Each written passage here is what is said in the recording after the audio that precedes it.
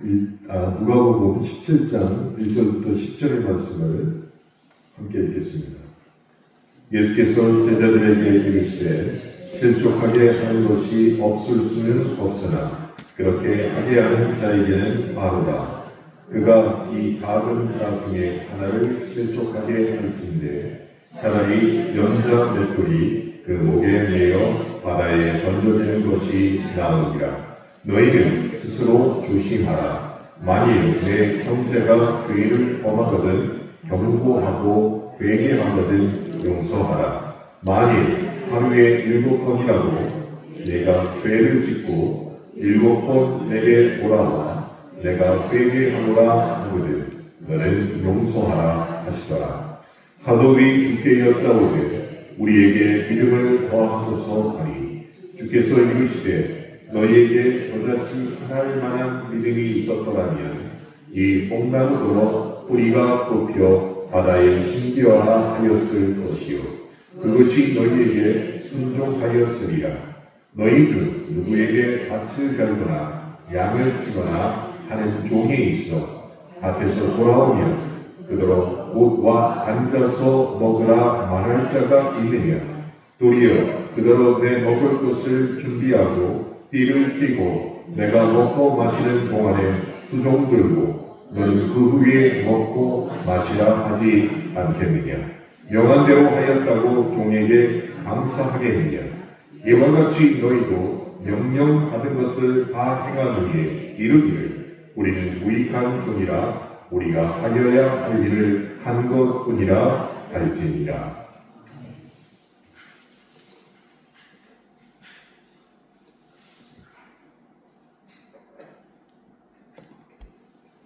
오늘 우리에게 주어진 말씀은 누가복음 17장 1절부터 10절까지의 말씀인데요. 여기 주님께서는 회개와 용서에 대한 말씀을 통하여서 입을 여시고 계십니다. 회개와 용서입니다. 형제를 실족하게 하는 자를 보면 성경 말씀은 그냥 지나가라 라고 말하지 않습니다. 경고하라 라고 말씀하십니다. 그리고 그가 죄를 회개하면 또한 용서하라 라고 말씀을 하십니다. 그래서 경고와 용서가 한 쌍으로 다녀야 한다는 것이죠. 제가 다른 때보다 목소리가 좀 더 내려가 있지 않습니까? 맞나요? 어제 저희 안사람이 단장으로 있는 후스턴 주고 동물합창단 모임에 제가 가서 이번에 큰일 났어요. 11월 달에 첫 공연을 하는데 한 곡을 같이 부르게 되었습니다. 계획이 없던 일인데. 근데 거기서 제가 베이스 파트를 하다 보니까 소리를 계속 낮춰서 얘기하니까 나이 많으신 그 선배님들이 진영아, 집에서도 목사님이 너를 부를 때 진영아 이렇게 부르자라고 물어보시는 거예요. 그래서 저보고 집에서 부르시는 것처럼 한번 불러달라고 하도 애걸 먹고라길래 진영아 불렀더니 어제부터 계속 목소리가 더 내려가 있습니다. 이해하고 들으시기 바랍니다. 자,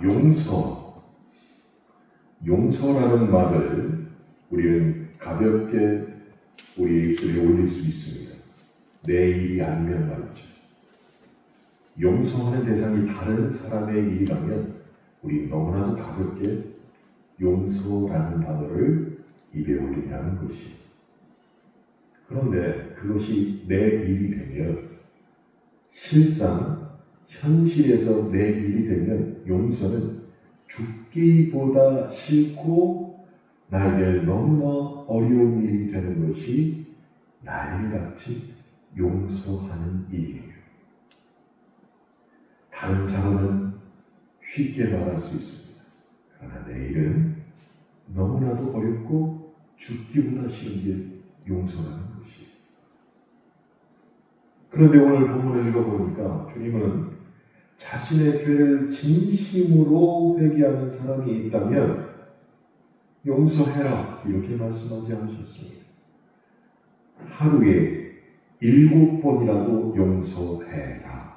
자, 이 말을 거꾸로 하면 무엇일까요? 하루에 7번 죄를 지은 사람이에요. 누구에게? 나에게. 나에게 하루에 7번 죄를 지은 사람이 찾아와서 그때마다 아이고 내가 잘못했네요. 용서해 주세요 하면 용서할 수 있다는 것이. 우리만 이것을 의아하게 듣지 않았습니다. 이 말씀을 주님의 앞에서 듣고 있던 제자들은 과연 어떻게 생각했을까요? 오늘 본문 5절을 보니까 제자들은 이렇게 대답했습니다. 주여, 우리에게 믿음을 도와소서. 이게 무슨 말일까요? 주여, 우리에게 믿음을 도와소서. 이 말의 정확한 뜻을 알려면 지난주에 말씀드렸던 누가복음 16장에 나오는 부자와 나사로 이야기와 연결을 하는 것이 이 말의 뜻을 정확히 알게 되는 것입니다. 그 뜻은 이렇습니다. 주님, 저는 절대로 저 인간을 용서할 수 없습니다. 그 사람이 회개해서 돌아와도 저는 절대 그리 못하겠습니다. 그 사람과 저는 나사로와 부자 사이에 큰 구렁텅이가 놓여 있는 것처럼 이승과 저승처럼 건널 수 없는 사이가 이미 되어버렸습니다. 그런데 제가 어떻게 저 사람을 하루에 7번씩 용서할 수가 있습니까? 정말로 주님께서 원하시는 것이 용서라면 나는 할 수 없으니 나에게 믿음을 더하여 주소서. 이런 말이 되는 것이. 그러니까 주님이 믿음을 주시기 전에는 나는 할 수 없다라고 말하는 것이.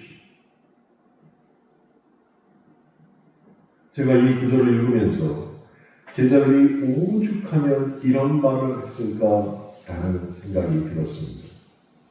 제자들만 이렇게 답답할까요? 이 말씀을 들으면?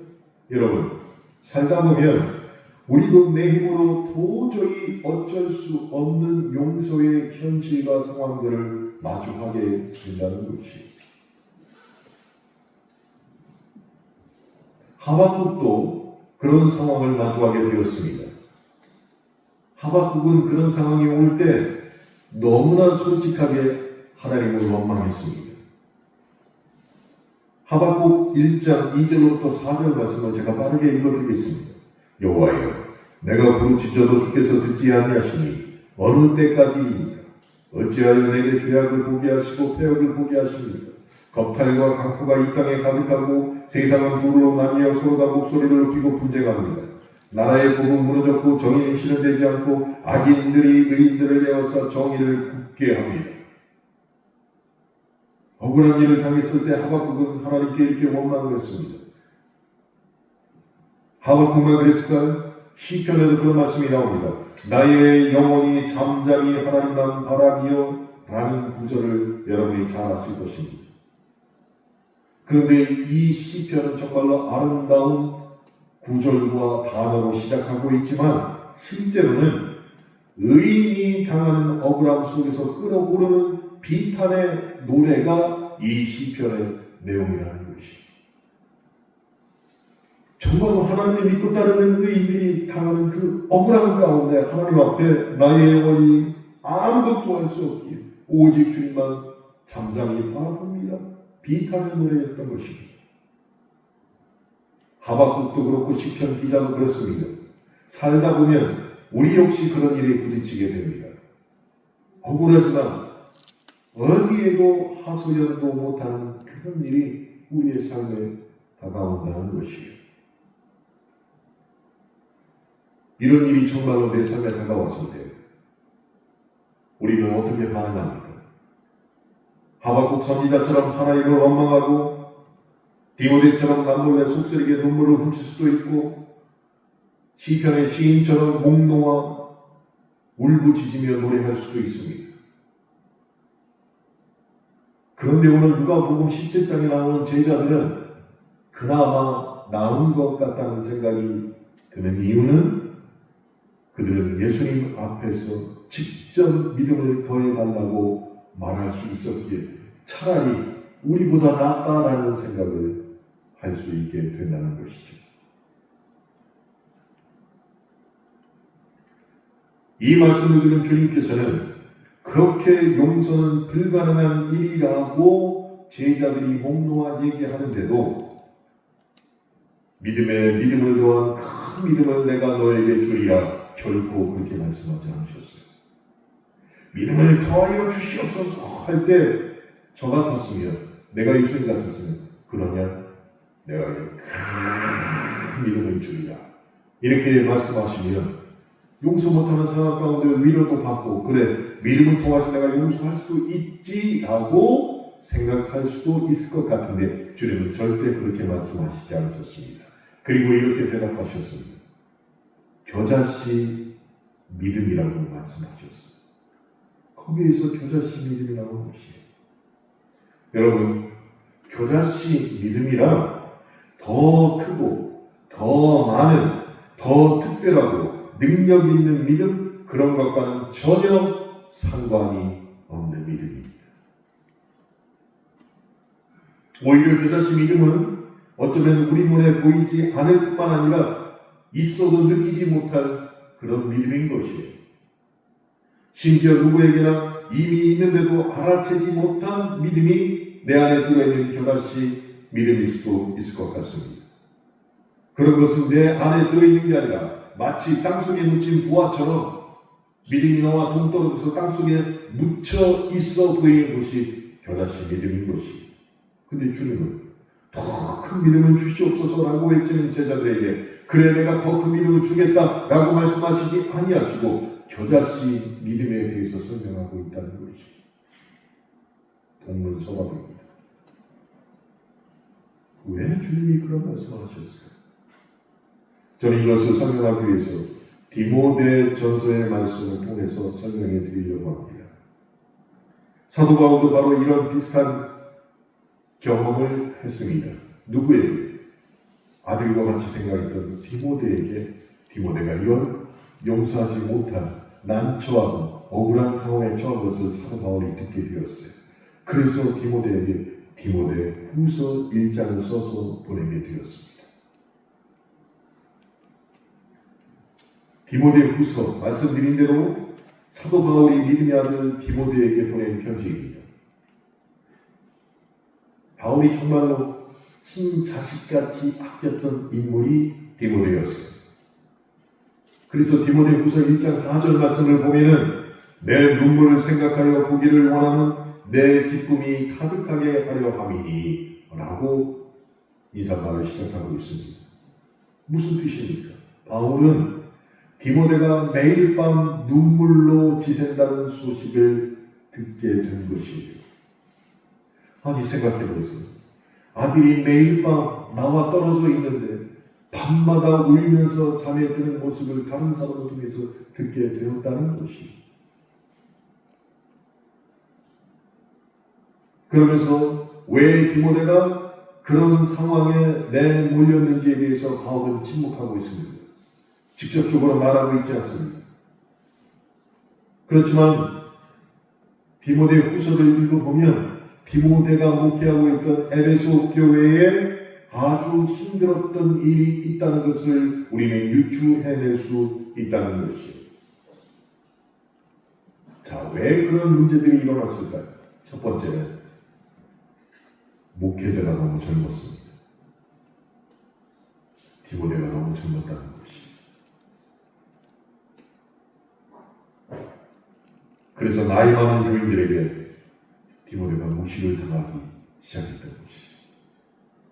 목사로 세웠는데 무시하기 시작합니다. 그래서 디모데가 밤마다 눈물을 흘리며 자게 된 것이. 게다가 디모데는 순수 유대인 혈통이 아닙니다. 디모데는 지금 말로 하면 다문화 배경을 가지고 있었습니다. 그러니 아무리 주님과 동행한다고 하는 1세대 크리스찬이라 할지라도 그가 다문화 배경을 지닌 유대인이라는 걸 알기 때문에 오히려 더 무시하게 된 것이죠. 그뿐만이 아니었습니다. 에베소 교회는 교만하고 말 많은 몇 사람이 교회를 손에 쥐고 제 고집대로 뒤흔들기 시작했다는 것이에요. 또 어떤 교인들은 신앙 좋다 하면서 오히려 허탄한 신화를 쫓고 있었습니다. 또 어떤 이는 교회에서 사리사욕을 챙기고 또 어떤 교회는 아무리 가르치고 설교하고 권면해도 그 사람의 삶의 변화라고는 눈꼽만큼도 없던 그런 사람들이 있었습니다. 또 어떤 이는 먹고 마시는데 절제하지 못하고 또 어떤 이는 뒤에서 불평을 전염병처럼 퍼치는 사람들이 에베소 교회에 있었다는 것이에요.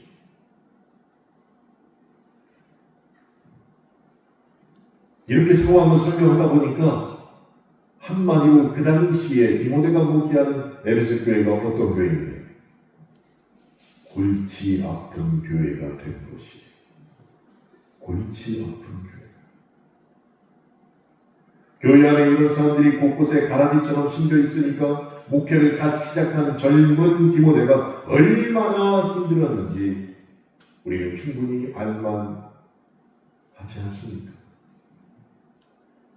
이런 목회 상황에 괴로워한다는 소식이 산전수전 다 겪은 바울에게 들리게 되었습니다. 그런 상황에 놓인 디모데를 바울이 위로하며 권면하는 장면이 너무나도 인상적입니다. 디모데후서 1장 3절 말씀이 그런 말씀입니다. 내가 밤낮 간구하는 가운데 쉬지 않고 너를 생각한다. 바울이 디모데를 그렇게 생각하고 있었습니다. 늘 디모데를 위해서 기도한다라고 말이죠. 이어지는 3절 후반부에 보니까 이렇게 말이 나옵니다. 청결한 양심으로 조상적부터 섬겨오는 하나님께 감사하고. 그런데 우리가 이 말씀을 잘 읽어야 됩니다. 여기서 말하는 청결한 양심이 조상으로부터 물려왔는데 이게 누구일까요? 누구의 조상일까요? 우리가 가지고 있는 번역된 성경은 개역 성경에는 이게 누구 조상인지 불분명하게 나와 있습니다. 그런데 원문 헬라 원문 성경을 보니까 여기서 나오는 청결한 양심의 조상은 누구의 조상이냐? 바울의 조상입니다. 내 조상들은 청결한 양심을 갖고 있었다라고 말하는 것이에요. 어찌 보면 바울이 지금 자기 집안의 내력을 자랑하고 있는 것처럼 들릴 수도 있습니다.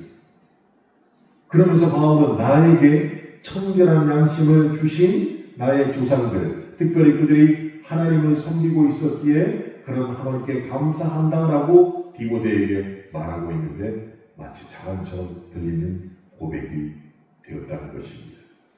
그런데 여러분 한번 생각해 보십시오. 바울도 길리기아 다소, 즉 이방에서 태어난 유대인이었습니다. 디모데와 같은 형편에 있던 사람이었다는 것이. 그러니 그 부모와 조상들도 유대인의 형통이지만 모두 이방 땅에서 살게 된 사람들이었어요.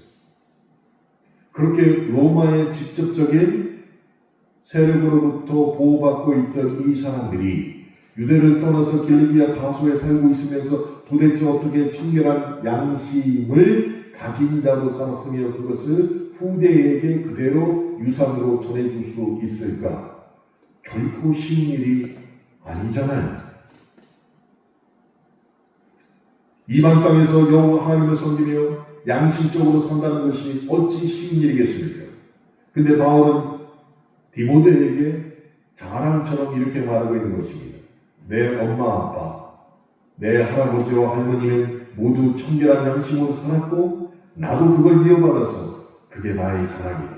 이 청결한 양심이 모진 인생을 감사하게 만들고 살아오게 하는 큰 원동력이 되는 것이다. 이게 바로 하나님이 우리 집안과 나에게 주신 선물이야라고 자랑하고 고백하고 있는 것이에요. 그럼 도대체 그렇게 밤마다 눈물 흘리고 자는 디모데를 위해서 내가 날마다 너를 위해서 기도한다라고 말한 다음에 왜 이렇게 자랑과 같은 고백을 디모데에게 바울이 한다는 것이에요? 자기 자랑을 정말 하려고 하는 것일까요? 아니죠. 결국은 이런 말입니다.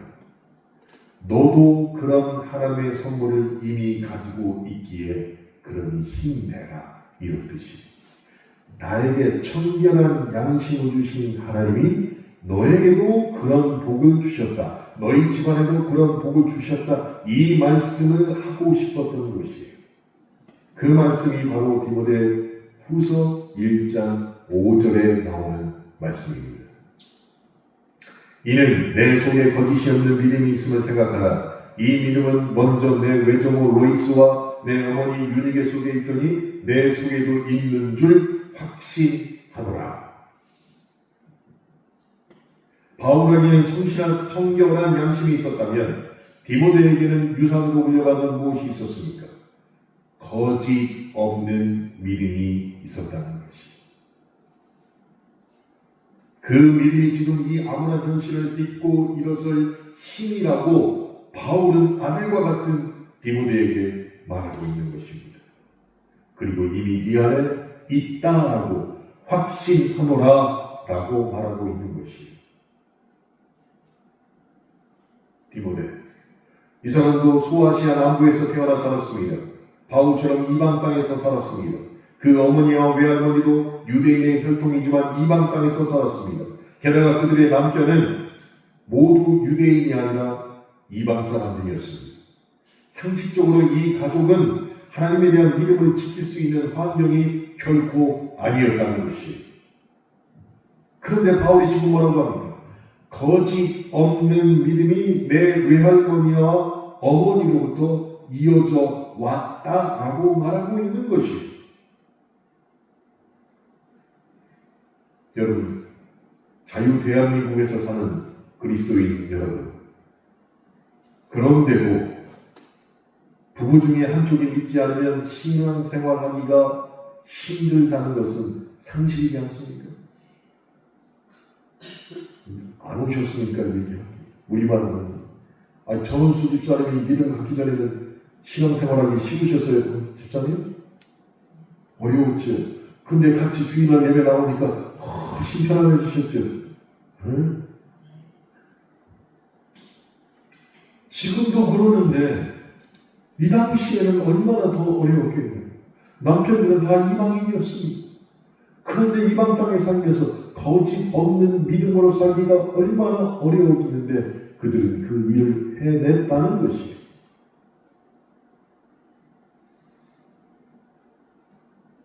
그러니 디모데에게 있는 거짓 없는 믿음의 출처가 바로 외할머니와 어머니에게서 이어져 왔다는 것을 말하고 있습니다. 외할머니 로이스는 성경에서 오직 이 구절에만 그 이름이 나옵니다. 그리고 나오지 않습니다. 그리고 디모데후서 3장 14절부터 15절을 읽어보시면 디모데가 어릴 적부터 그의 어머니 유니게에게 꾸준한 성경 교육을 받고 자랐다는 것을 알 수 있다는 것이에요. 그 거짓 없는 믿음을 성경 교육을 통해서 디모데의 가슴에 심어준 사람이 어머니 유니게였습니다. 이 전체 이야기를 통해서 바울이 지금 그렇게 억울한 가운데 있는 디모데에게 해주고 싶은 말이 무엇이냐? 너의 지금 목회 상황이 결코 만만치 않은 것이 사실이다. 근데 나도 그랬다는 것이, 너보다 더 어려운 삶을 하는 사람이었다는 것이. 바울은 평생 선교하다가 고소당하고 매맞고 감옥에 갇혔습니다. 아버지가 그런 것처럼 내 아들 디모데야, 너도 지금 목회 상황이 내가 당한 일과 같이 억울하고 힘들다. 그래서 내가 이해한다는 것이. 그리고 오늘 목회를 그만두어도 이상하지 않을 만큼 너의 삶이 불안하고 힘이 든다는 것을 내가 충분히 알고 있다라고 바울이 말하는 것이에요. 그리고서 이 현실적인 상황을 스스로의 지혜와 능력으로는 도저히 벗어날 수 있는 길이 안 보인다라는 것도 나도 경험했다라는 것을 디모데에게 내가 다 한다 이렇게 말하고 있는 것입니다. 바로 이런 지점에 해야 할 일이 있다는 것이에요.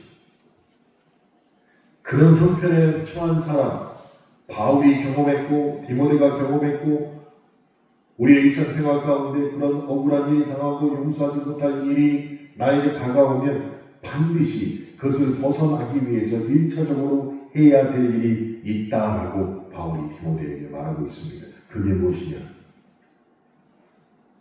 우리의 밖을 바라보지 말고 이미 주어져 있는 것을 깊이 돌아보라라고 바울이 디모데에게 권면하고 있다는 것이.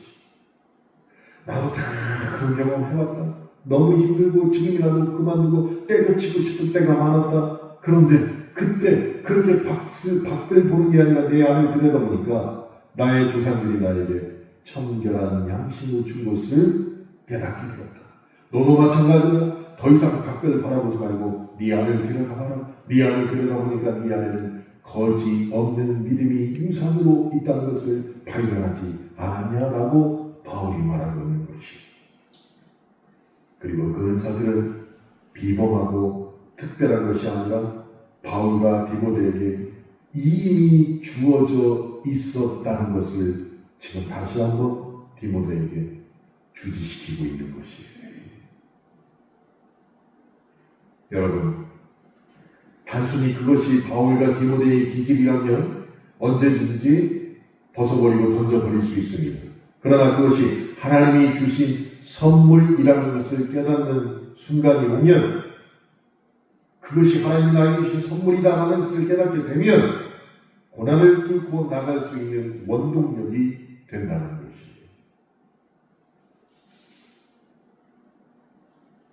이것이 바울이 디모데에게 전한 위로였습니다. 그러면서 디모데후서 1장 8절에 나 바울을 보지 말고 하나님의 능력, 즉 내 안에 있는 거짓 없는 믿음을 의지하라 하고 말하고 있다는 것이에요.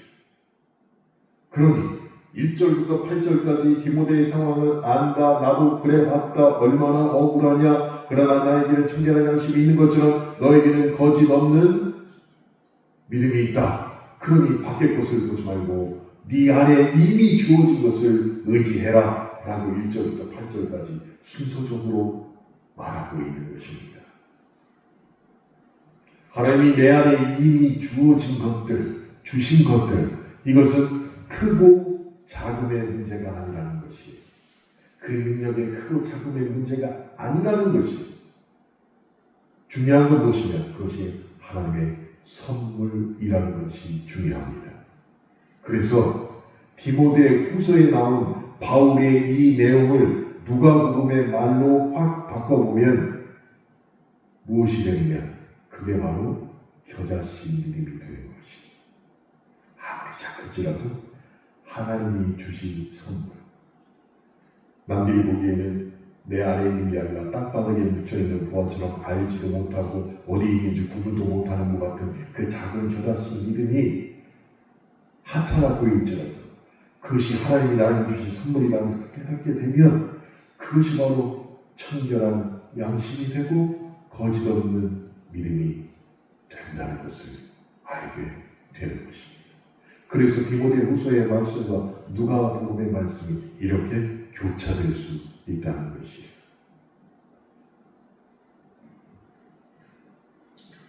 누가복음에 나오는 겨자씨의 믿음, 디모데후서의 말씀과 똑같습니다. 그것은 크기와 분량의 문제가 아닌 것이 확실합니다. 작은 겨자씨는 눈에 보이지 않도록 정말로 작습니다.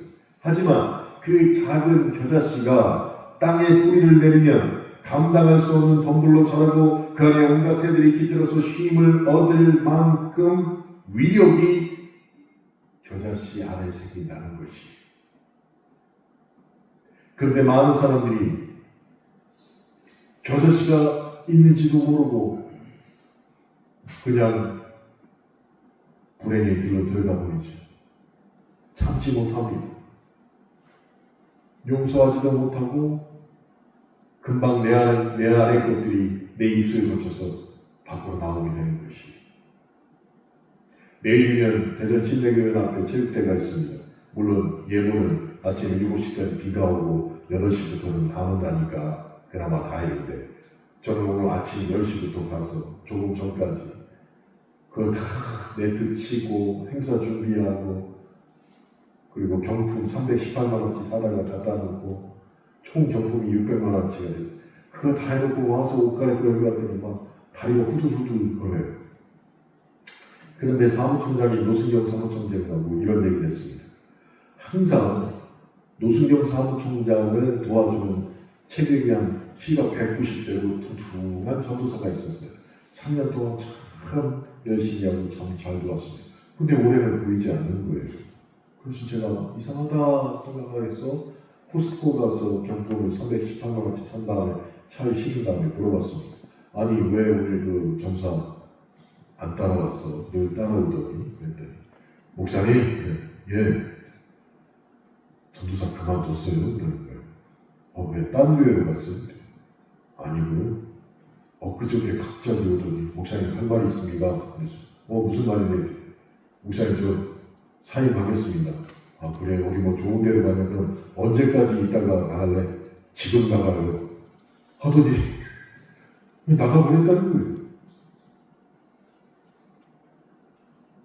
왜 그랬는지 이유도 모르겠고 어떻게 할까요? 그래서 한번 알아보세요 말씀을 드렸는데 사임합니다. 그래서 그래 뭐 어디 좋은 데로 가냐? 어디로 가냐? 아니요. 그럼 언제까지 할래? 지금이요.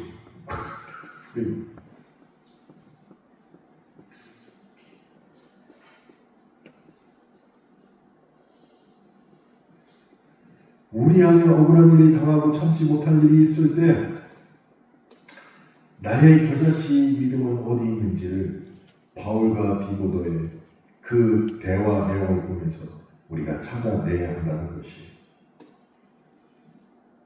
다시 한번 말씀드립니다. 분량의 문제가 아니에요. 크고 작음의 문제가 아니에요. 이미 내 안에 있는 하나님이 주신 선물이라는 것을 깨닫게 되면 아무리 겨자씨 같은 선물이 할지라도 그것이 나를 풍성하게 하고 문제로부터 나를 극복해내고 이겨낼 수 있다는 것을 깨닫고 알아야 한다는 것입니다. 방에서 달을 보고 싶을 때 달을 내다보는 창문의 크기는 중요하지 않다는 것이에요. 중요한 것은 창문을 향해 있는 나의 방향이 중요하다는 것이에요. 내가 창문 방향으로만 서 있기만 하면 창문이 아무리 작아도 밖에 있는 달이 보인다는 것이에요. 때로는 작은 틈이어도 방향만 맞으면 우리는 그 달을 볼 수 있게 되는 것입니다. 반대로 아무리 창문이 커도 방향이 다르면 밖에 있는 보름달을 볼 수 없다는 것이에요. 그래서 우리의 믿음의 태도가 방향이 중요하다는 것입니다.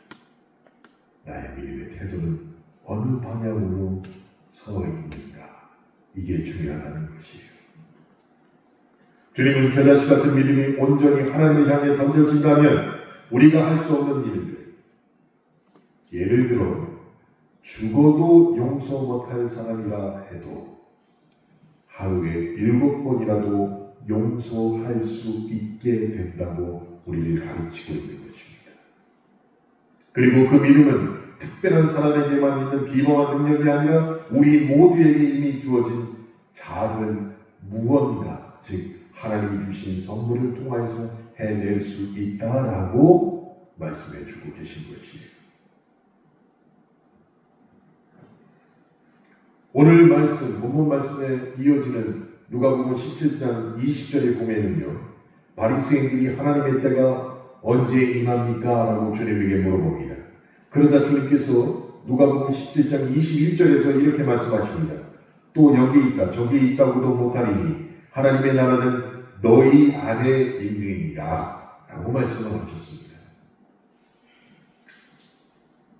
이게 무슨 뜻입니까? 오늘 본문 1절부터 10절에 있는 가장 중요한 말씀인 겨자씨 믿음과 21절에 나오는 너희 안에 있다, 이 말씀을 또한 연결시켜야 됩니다. 겨자씨 믿음이 자라는 곳이 도대체 어디냐?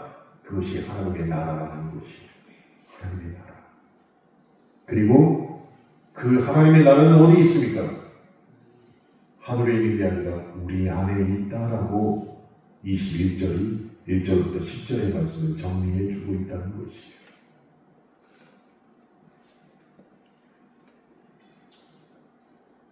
우리 안에 있다라는 말을 정확하게 하셔야 됩니다.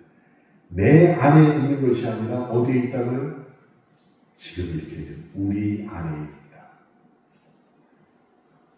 그래서 우리는 서로가 서로에게 연결되어 있다는 것이에요. 그런 가능성이 우리에게 농후히 있다는 것입니다. 그래서 가족으로 한 나라의 시민과 국민으로 교회로 서로가 긴밀하게 연결되어 있는 가능성이 매우 높다는 것이에요. 그것이 하나님 나라예요. 나만 들어가는 것이 하나님 나라가 아닙니다. 우리가 같이 연결되어 있어서 함께 겨자씨 믿음을 자라게 할 수 있는 곳, 그 하나님 나라가 우리 안에 있다라는 것이에요. 우리 안에. 그렇기에 오늘 본문 1절부터 3절, 4절에 나오는 작은 소자를 실족하게 만들면 맷돌에 묶여 바다에 던져질 수 있는 위험이 있는 이유가 무엇이냐? 우리 안에서 우리와 함께 하지 못하는 사람이 있다는 것이죠. 그 사람이 받는 처벌이 이렇게 무서운 처벌을 받게 되는 것입니다. 내 안에만 있어 라고 외치는 것이죠. 너는 틀렸어. 내가 하는 게 맞아 라고 주장하는 사람. 아니에요. 하나님 나라는 내 안에 있는 게 아니라 적어도 누가복음 17장 말씀 이것을 통해서 보면 하나님 나라가 우리 안에 있다라는 것이. 반대로 바울이 디모데와 연결되고 디모데가 그 어머니와 연결된 것처럼 서로를 위로하고 하나님 나라 가운데 살릴 수도 있다라는 것을 우리는 염두에 둬야 합니다. 왜요? 우리는 그렇게 서로에게 긴밀하게 연결된 관계이기 때문입니다. 그래서 우리가 해야 할 일은 어린이 하나라도 아무런 세상 저편에 던지지 않도록 기도하고 그를 돕도록 힘써야 한다는 것이고, 하박국의 시대처럼 앞이 보이지 않고 바울의 감옥처럼 아무해도 갈라지고 희망 없는 세계를 살아간다 해도 우리는 하나로 묶어내는 하나님 나라의 믿음으로 이 세상에서 살아야 한다는 것입니다. 예수 그리스도를 믿는다는 것, 그것은 나만 하나님을 섬기는 게 아니라 서로에게 가능성이 있는, 어떤 사람은 청결한 양심이 있고 어떤 사람은 거짓 없는 믿음이 있고 어떤 사람에게는 하나님 앞에 봉사와 헌신하는 노력이 있는, 각기 재능이 다 다른 사람들이 서로 연결되어서 하나님 나라를 완성해 나가는 것처럼 그렇게 교회를 섬기고 그렇게 주님을 믿고 따라야 한다는 것입니다. 그러므로 자신의 유익을 위해서 신기하고 마법 같은 믿음을 추구하는 것 대신에 우리가 서로에게 매여 있다는 것을 정말로 발견하고 공동의 유익과 선한 미래를 도모하는 그렇게 순간을 영원으로 바꾸는 삶을 살아야 한다는 것입니다. 그것이야말로 우리가 가져야 될 누가복음 17장에 나오는 겨자씨 믿음이며 또 우리가 이 땅을 존재하고 살아갈 수 있는 용기가 되는 것입니다. 사랑하는 성도 여러분, 오늘 말씀을 맺으면서 이런 생각을 해봅니다. 삶이 우리를 속일 때, 서로의 관계가 깨져 있을 때, 그때 하나님 과연 어디에 계실까요?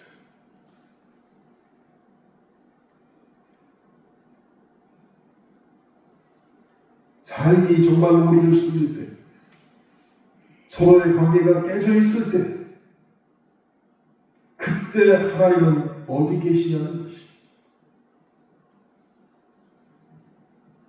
그때 하나님은 우리의 가능성이 바닥난 그 자리에서 우리 안에 주어진 하나님의 선물을 기억하라고 말씀하고 계실 것입니다. 하나님 우리 안에 있는 이미 시작된 믿음과 소망과 사랑의 힘으로 오늘과 내일을 용기 있고 진실하게 살아가는 복된 그리스도인이 되시길 주님의 이름으로 축원합니다. 함께 기도하시겠습니다.